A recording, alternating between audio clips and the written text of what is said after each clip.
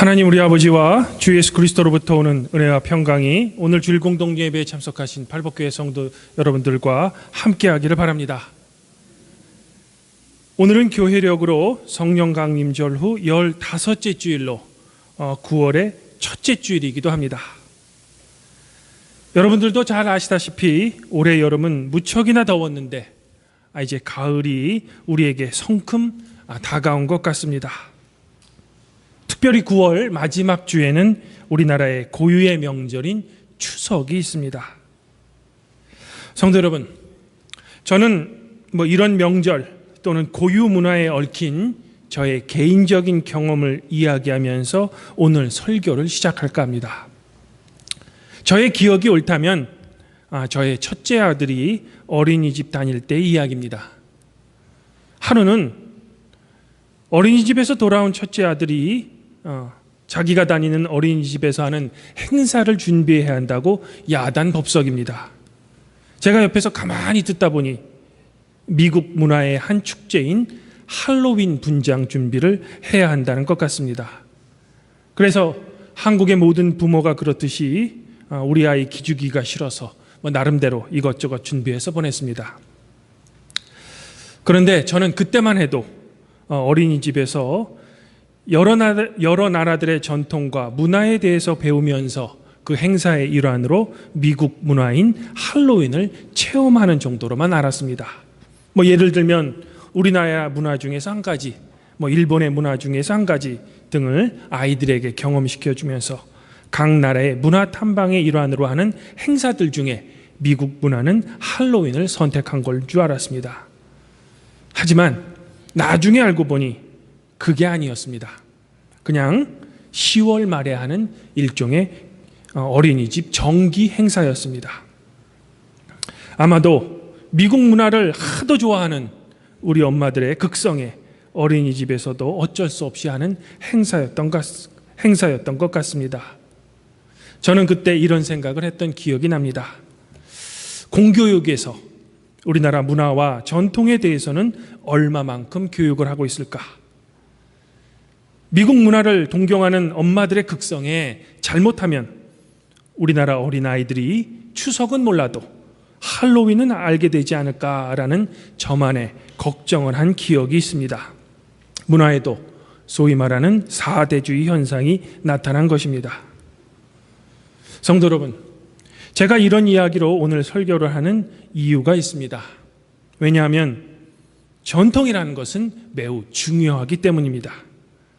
전통은 매우 역사적인 요소이며 한 개인이나 국가의 정체성을 결정하는 데 아주 중요한 요소입니다. 우리 기독교 역사에서도 이런 전통의 중요성은 굳이 이야기할 필요가 없을 정도로 매우 중요합니다.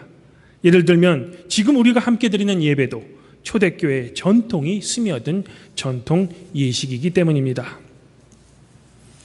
하지만 오늘 복음서의 예수님 말씀을 읽다 보면 예수님께서는 당시 사회의 전통이었던 장로들의 전통을 공격하시는 것 같습니다.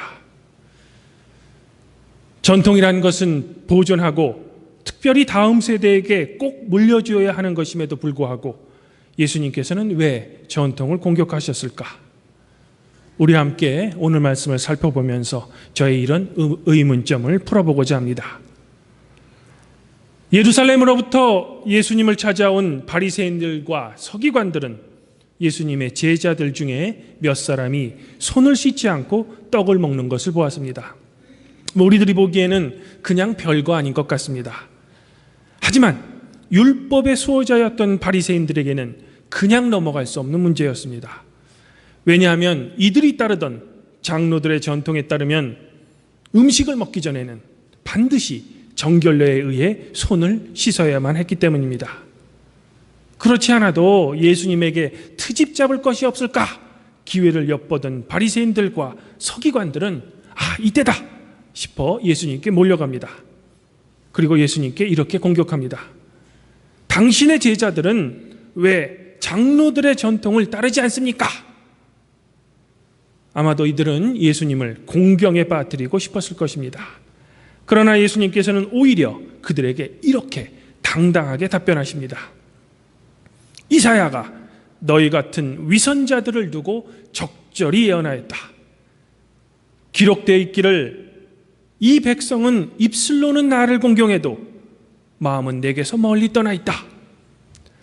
그들은 사람의 훈계를 교리로 가르치며 나를 헛되이 예배한다.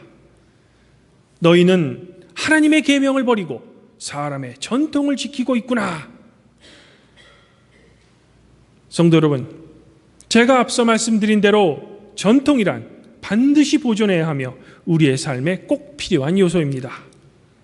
요즘 같은 현대에서 오히려 문제시되는 것은 이렇게 보존되어야 할 좋은 전통들이 사라지고 있다는 것입니다.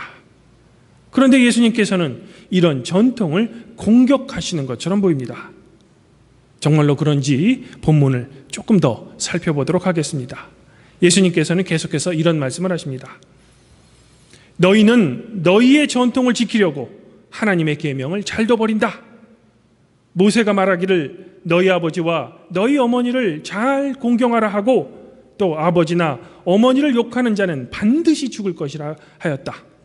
그러나 너희는 말한다. 누구든지 아버지나 어머니에게 말하기를 내게서 받을 것이 고르반이 되었습니다 라고 말만 하면 그만이라고 말한다. 그러면서 아버지나 어머니에게 그 이상 아무것도 해드리지 못하게 한다.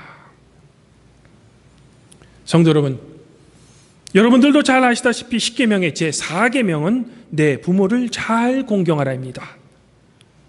여기서 어떤 분들은 목사님, 내 부모를 잘 공경하라는 5계명인데요 라고 반문하실 분도 계십니다.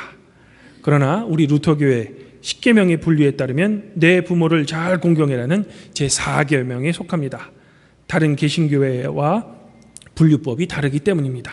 어쨌든 부모 공경은 제4계명이든 제5계명이든 분명 하나님이 세우신 계명입니다. 따라서 유대인들은 부모를 반드시 공경해야만 했습니다. 그런데 예수님 당시의 유대인들은 부모에게 드릴 마땅한 예물을 고르반이라는 명목으로 드리지 않았다는 겁니다. 여기서 고르반은 하나님께 드리기로 약정한 예물을 가리킵니다.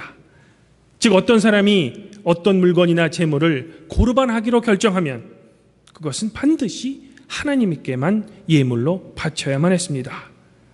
그런데 이 고르반을 이용해서 부모를 공경하라 라는 하나님의 계명을 어긴다는 것입니다.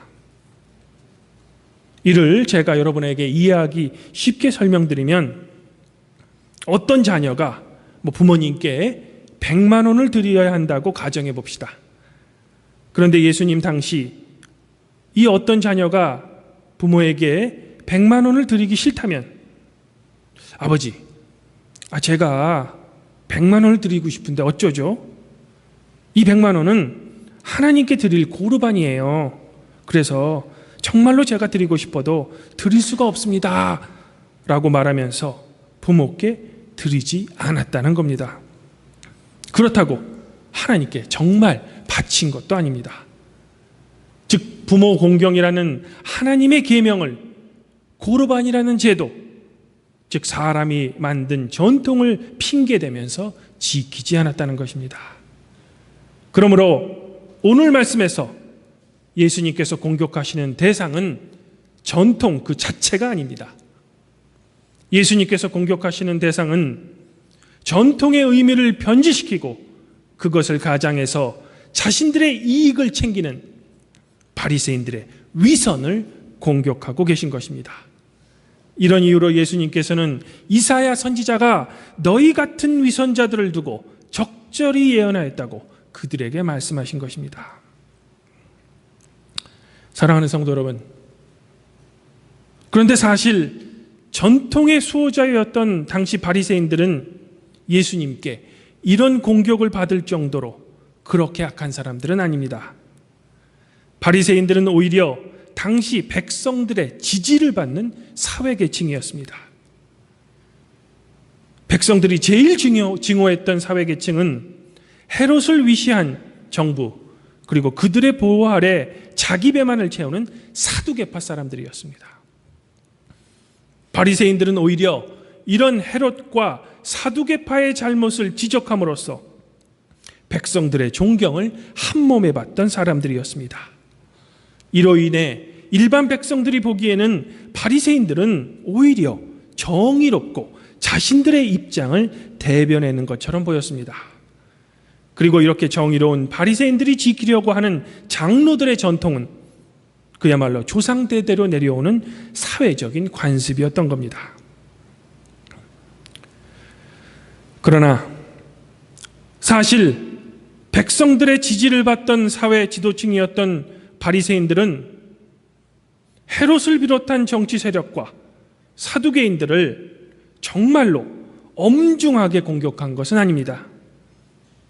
그리고 바리새인들은 당시 목숨을 걸고 민족을 위해 싸우던 열심당원처럼 열정적으로 싸우지도 않았습니다. 더불어 사막에 고행을 하는 에세나파처럼 순수하지도 않았습니다. 즉 바리새인들은 적당히 공격하고 적당히 싸우고 적당히 순수했던 겁니다.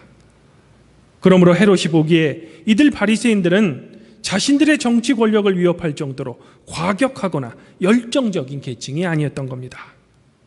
이처럼 바리새인들은 어느 정도의 적당한 열정, 그리고 백성들이 보기에는 적당한 순수함을 가장한 위선으로 자신들의 사회적 안정과 존경을 누리고 있었던 겁니다. 그리고 이것을 포장하기 위해 소위 조상 때부터 내려오는 장로들의 전통을 앞세운 것입니다. 예수님께서는 이런 바리새인들의 모습, 즉 전통으로 자신들의 모습을 가장한 위선을 지금 공격하고 계신 것입니다. 마치 겉으로는 하나님의 계명을 쫓고 조상들로부터 내려오는 전통을 수호하는 것처럼 보이지만 속으로는 자신들의 사회적 지위와 재정적인 안정을 위해 하나님의 계명과 전통을 적당히 이용하고 있는 것입니다. 예수님께서는 이러한 적당주의 노선을 타는 바리새인들의 위선을 지금 공격하고 계신 것입니다. 그리고 이러한 위선은 사람의 마음에 악한 생각에서 나오는 것이며 씻지 않는 손으로 먹은 음식이 아닌 이 악한 생각이 사람을 더럽게 한다는 것을 날카롭게 지적하고 있는 것입니다. 사랑하는 팔복교회 성도 여러분, 현대에도 이런 전통을 가장한 위선은 여전히 우리 그리스도인들을 공격합니다. 특별히 예수님 시대 때에도 하나님의 계명을 위장하고 사람들이 만든 전통으로 자신들의 이익을 포장했던 사람들이 사회, 종교 지도층이었던 것처럼 현대에서도 이것이 교회 내 전통입니다 라고 주장하면서 자신들의 이익을 챙기는데 한몫을 단단히 하는 사람들이 보통 교회 내 목회자들입니다. 제가 이런 한국 개신교회 목회자들이 주장하는 것들 중에 대표적인 두 가지 예를 들어보겠습니다. 첫째, 개신교회 목사는 구약의 제사장을 이어받은 것이므로 구약의 제사장이 가문 대대로 제사장직을 물려받듯이 자신들의 아들에게 목사직을 물려주는 것은 구약의 정당한 전통이라고 주장하는 것입니다. 저는 이렇게 주장하는 분들에게 이렇게 물어보고 싶습니다. 그러면 목사님께서는 레위 지파 계열 사람이신가요? 도대체 말이 안 되는 이야기입니다. 하긴 우리 루터교회 내에서도 목사가 사제라고 버섯이 주장하는 목사님이 계시기도 합니다. 그리고 과거의 교단의 역사에서 한 번도 그런 적이 없다는 전통의 이름으로 교회법을 뒤집기도 합니다. 목사들이 만든 또 다른 전통이 있습니다.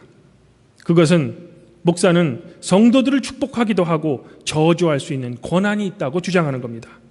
그러므로 목사에게 잘하면 축복받고 목사에게 잘못하면 가문 대대로 저주를 받는다는 것입니다. 도대체 무슨 근거로 이런 주장들을 교회 내에서 서슴지 않고 하시는지 저는 이제 갓 안수받아서 그런지 저로서는 도저히 이해할 수 없는 주장들입니다. 그저 저의 짧은 생각으로는 남들과는 달리 화려하거나 유별난 옷을 입고 자기 양력에 대해 자랑을 많이 하는 사람일수록 그 사람 안에는 열등의식이 많은 것처럼 아마도 목사님들이 이런 주장들을 교회 내에서 버젓이하는 것은 아마도 목사들의 열등의식에 나오는 자기방어적 주장인들인 것 같습니다. 사랑하는 저의 팔복교회 성도 여러분, 전통은 결코 나쁜 것이 아닙니다. 오히려 우리는 초대교회로부터 내려오는 올바른 전통 위에 서 있어야 할 것입니다. 사도 바울은 데살로니가 교회에게 보낸 두 번째 편지인 데살로니가 후서 2장 15절에서 이런 말을 합니다. 그러므로 형제자매 여러분, 든든히 서서 우리의 말이나 우리의 편지로 배운 전통을 굳게 지키십시오. 여기서 사도 바울이 데살로니가 교인에게 이야기하는 전통이란 바로 초대교회의 신앙 고백, 그리고 우리 그리스도인들에게 있어서 예수 그리스도의 죽음과 부활의 의미 등을 말합니다.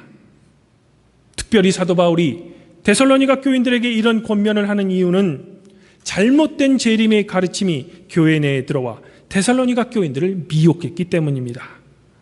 이러한 교회적, 목회적 상황에서 사도 바울은 데살로니가 교인의 신앙을 올바르게 교정하기 주기 위해서 사도 자신이 전해준 복음의 전통을 지키라고 지금 따끔하게 훈계하고 있는 것입니다. 이처럼 우리 그리스도인들은 매우 중요한 그리스도의 전통을 갖고 있습니다.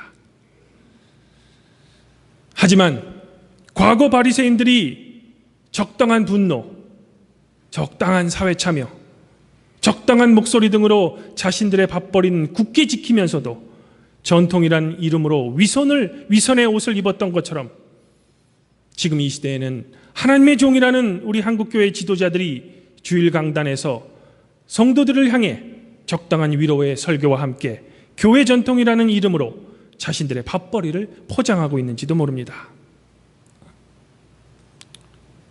사랑하는 성도 여러분, 우리 루터교회는 중세교회의 잘못된 전통에 과감한 질문을 던짐으로써 세워진 개신교회입니다. 이제는 일반 성도들이 오직 성경만으로, 오직 그리스도만으로의 종교개혁의 깃발을 여러분들의 가슴 속에 세우며 거짓 전통으로 주장하는 목회자들에만 의존하는 것이 아니라 쓰러져가는 한국의 개신교회를 성경과 예수 그리스도의 올바른 전통 위에 세워야 할 것입니다. 특별히 우리 루터교회는 만인 제사장이라는 신학 위에 세워진 개신교회입니다. 그러므로 특권의식에 빠져서 도저히 헤어나오지 못하는 목회자들이 아닌 일반 성도들이 이제는 성경을 읽고 올바른 교리 공부를 통해 하나님의 말씀에 세워진 올바른 교회 전통을 교회 내에 세워야 할 것입니다. 그리고 이것을 자라나는 다음 세대에게도 올바르게 전해주어야 할 것입니다.